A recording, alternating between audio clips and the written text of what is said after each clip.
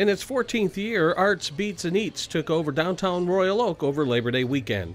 It was the second year the event has been held in Royal Oak after moving to the city from Pontiac in 2010.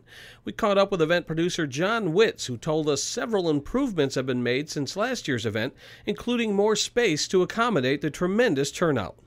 Yeah, we have 4 expanded blocks this year.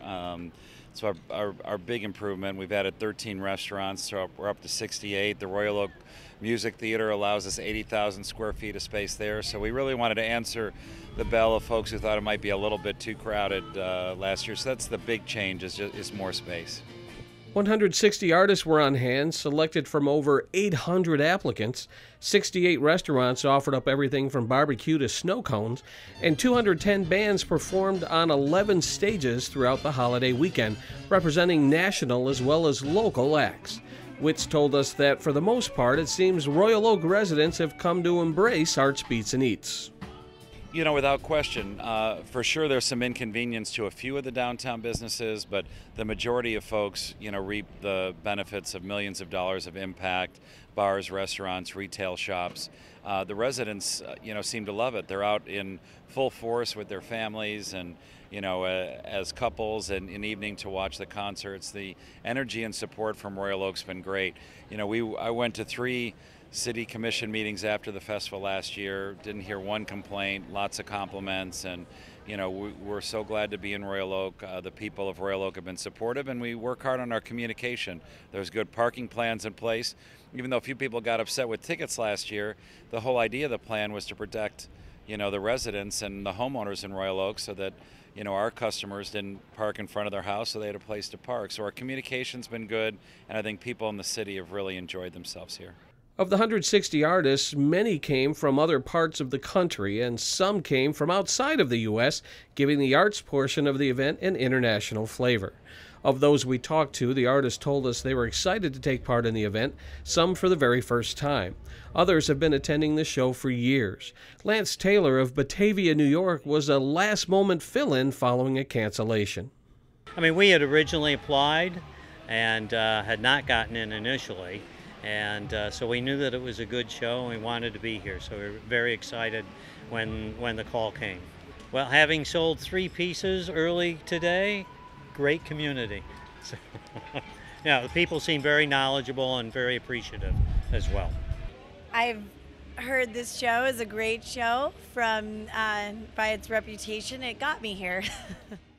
The town is definitely the right vibe, a very contemporary youthful vibe to the town with contemporary interests, and just a great enthusiastic crowd for the art and the music and the food. So it should be a great weekend. Barry Davis of Salina, Ohio, has been attending the show for a decade now and experienced the move from Pontiac to Royal Oak. I like everything about the move except the lack of parking here.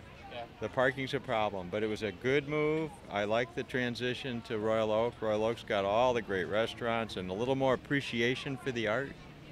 So I'm happy with the move.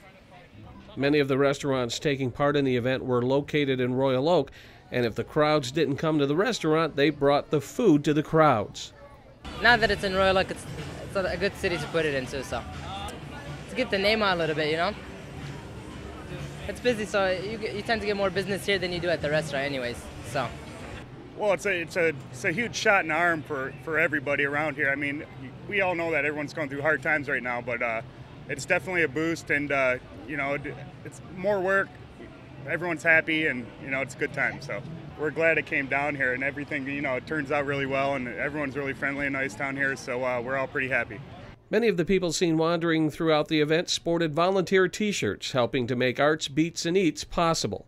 Many were volunteering their time to benefit local nonprofit organizations. Well, it's great. It kind of reflects our community spirit. The reason they volunteer is we have 60 nonprofit organizations involved in the event. Last year, donations were $351,000 to those charities. Over 500 it's almost 600 people are volunteering their time. I think they like the quality of life, how we support local business, how we support the nonprofits, and the people that volunteer, especially in the heat we have today, really deserve a pat on the back. From downtown Royal Oak, this is Joe Johnson reporting for CMN TV, Channel 18 News.